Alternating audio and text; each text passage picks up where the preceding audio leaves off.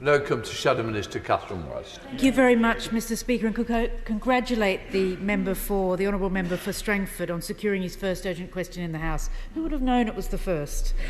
I turn now to the serious question of the urgent question and the arrest and detention of journalists, which is obviously deeply shocking, and in this particular case, our own BBC. But sadly, this is the approach we've come to expect and the tone that we've come to expect from an increasingly authoritarian Chinese regime.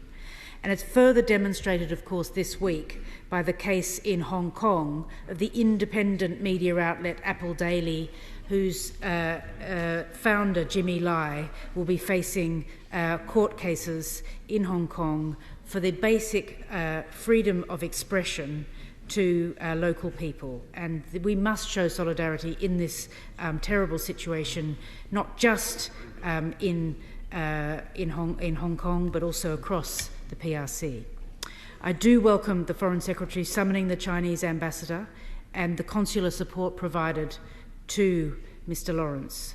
The robust response is a welcome change to the government's previous handling of Chinese overreach in Manchester, which this House felt did not match the severity of the violence outside the Chinese consulate.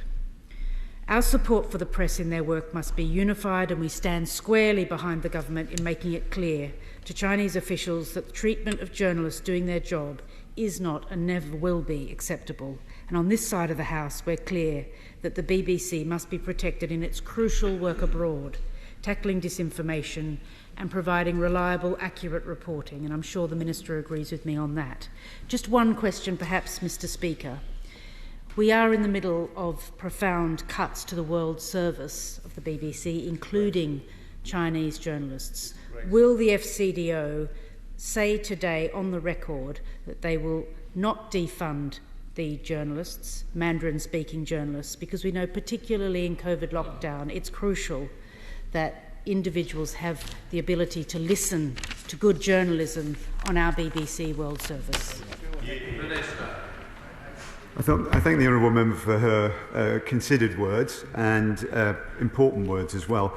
And of course, with the calling in of the ambassador, we'll raise these points, and to hear them from across the House helps add strength to what we're about to say. So we're grateful for that.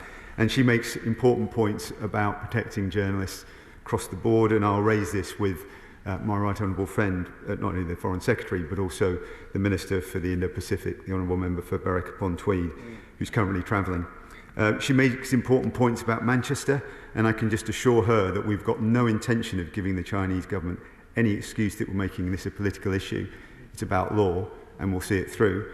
And she makes points as well about the BBC World Service. And what I can say to her is that there is a move now to a digital platform, and we set out our plans, our funding plans, with the World Service, and I'll be meeting with them shortly on the point she's raised and more widely.